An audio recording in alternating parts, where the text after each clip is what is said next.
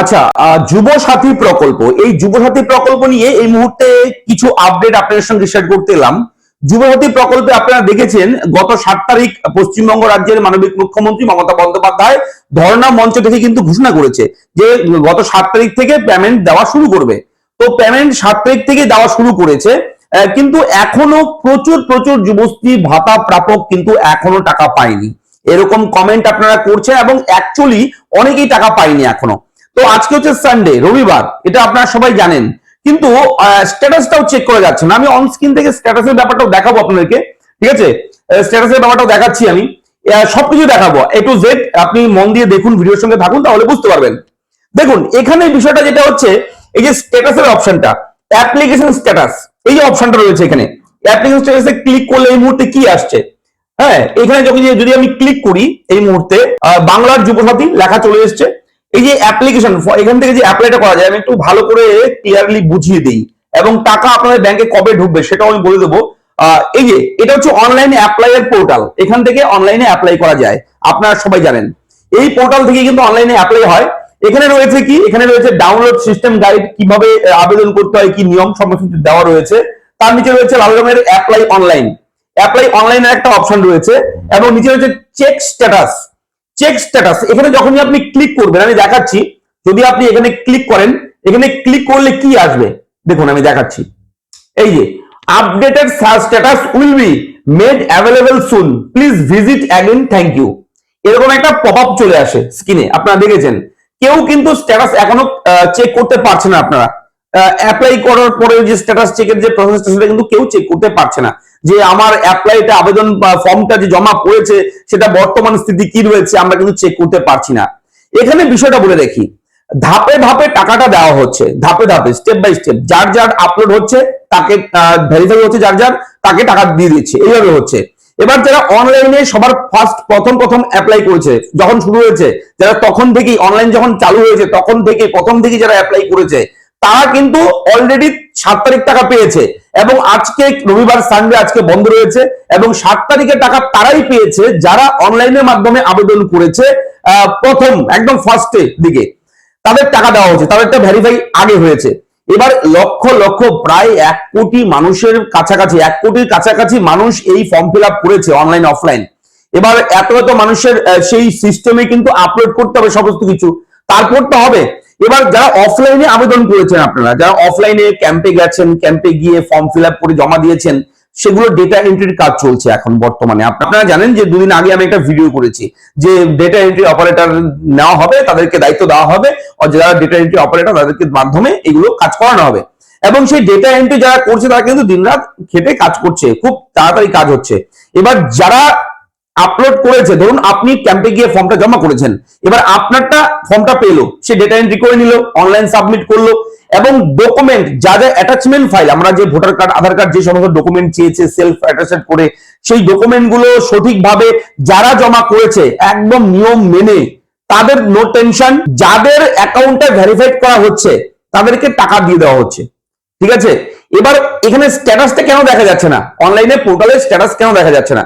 তার কারণ হচ্ছে, দেখুন সরকার চাচ্ছে কি, সবার যখন ক্লিয়ার হবে, যত আবেদন জমা পড়েছে অফলাইন কিংবা অনলাইনে, সমস্ত আবেদনপত্র যখন অ্যাপ্রুভ হবে, ক্লিয়ার হবে ঝাড়াই বাছাই করার পর, তো সমস্ত ডেটা একসঙ্গে আপলোড করে দেবে পোর্টালে। যখনই আপলোড করবে তখন সবার স্ট্যাটাসটাই চেক হবে, আপনি করতে পারবেন। অ্যাপ্লিকেশন নাম্বার যেটা জেনারেট হয় অ্যাপ্লাই করার পর অনলাইনে, কিংবা ক্যাম্পে গিয়ে যখন অ্যাপ্লাই করেছেন, একটা চিরকুট দিয়েছে আপনাকে, স্লিপ দিয়েছে একটা, সেই স্লিপে একটা লম্বা একটা সংখ্যার একটা দিয়েছে, আপনার নাম্বার দিয়েছে একটা, সেই নাম্বারটা দিয়ে আপনি তখন সার্চ করে আপনার স্ট্যাটাস দেখতে পারবেন। যেরকম দেখুন, লক্ষ্মীর ভান্ডার প্রকল্পের স্ট্যাটাস চেক করা যায় খুব সুন্দরভাবে, কৃষক বন্ধু প্রকল্পের স্ট্যাটাস চেক করা যায়, নতুন যে ভূমিহীন কৃষক যাদের, তাদেরও কিন্তু এখন স্ট্যাটাস চেক করা যাচ্ছে। তবে সেখানে আবেদনপত্র খুব কম জমা পড়েছে, এত বেশি না। এই যুবসাথী প্রকল্পে প্রচুর প্রচুর, প্রায় কোটির কাছাকাছি, 1 কোটির কাছাকাছি মানুষ আবেদন করেছে।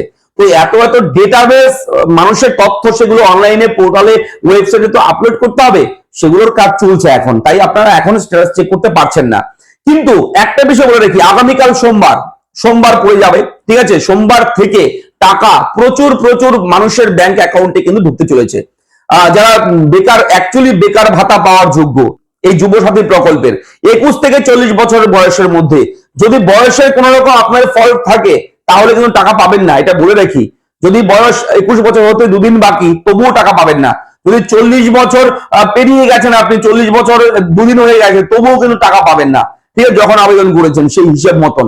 তো এটা হচ্ছে মূল বিষয়। তো আপনারা অবশ্যই ধৈর্য সহকারে অপেক্ষা করুন, টাকা সকলের অ্যাকাউন্টে দেওয়া হবে এবং কাদের কাদের টাকা ঢুকবে না সেটাও একটু বলে রাখি, ঠিক আছে, কারা টাকা পাবে না। যারা ভুল তথ্য দিয়েছেন কোন রকম, যারা সেলফ অ্যাটেস্টেড না করে টাকা জমা করেছেন ডকুমেন্ট গুলো, ঠিক আছে, তাদেরকে ক্যান্সেল হওয়ার সম্ভাবনা রয়েছে, ক্যান্সেল হলে তো টাকা পাবেন না। এবং যারা ব্যাংক অ্যাকাউন্টের তথ্য যখন দিয়েছেন তখন যদি কোন রকম ভুল ভ্রান্তি থাকে, আইএফএসসি কোড কিংবা ব্যাংকের অ্যাকাউন্ট নাম্বার, কোন রকম DBT direct benefit transfer DBT system যদি চালু না থাকে, আপনার ব্যাংক অ্যাকাউন্টের সঙ্গে আধার কার্ডের লিঙ্ক থাকতে হবে। যে ব্যাংকের অ্যাকাউন্ট দিয়েছেন আপনি সেই ব্যাংকের অ্যাকাউন্টের সঙ্গে যদি আপনার আধার কার্ডটা লিঙ্ক করা না থাকে তাহলে কিন্তু টাকা ঢুকতে সমস্যা হবে।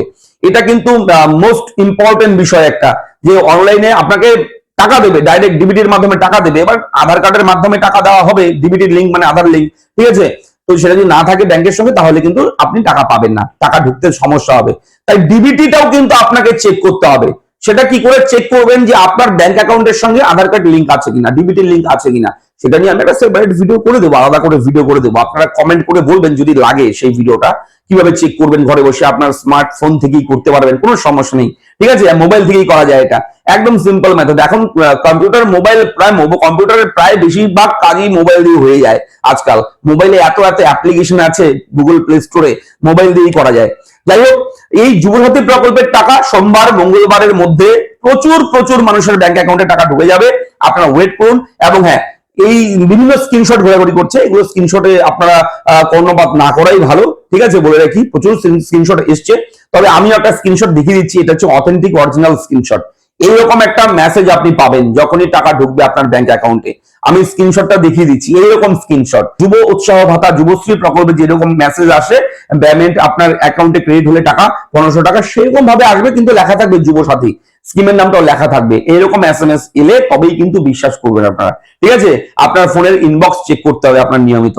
তো এই হচ্ছে আপডেট। অবশ্যই সকলের যখন ডেটাবেস অনলাইনে সাবমিট হবে তখন সবার জন্যই কিন্তু অ্যাপ্লিকেশন স্ট্যাটাসের অপশনটা এনেবল করে দেওয়া হবে, ঠিক আছে।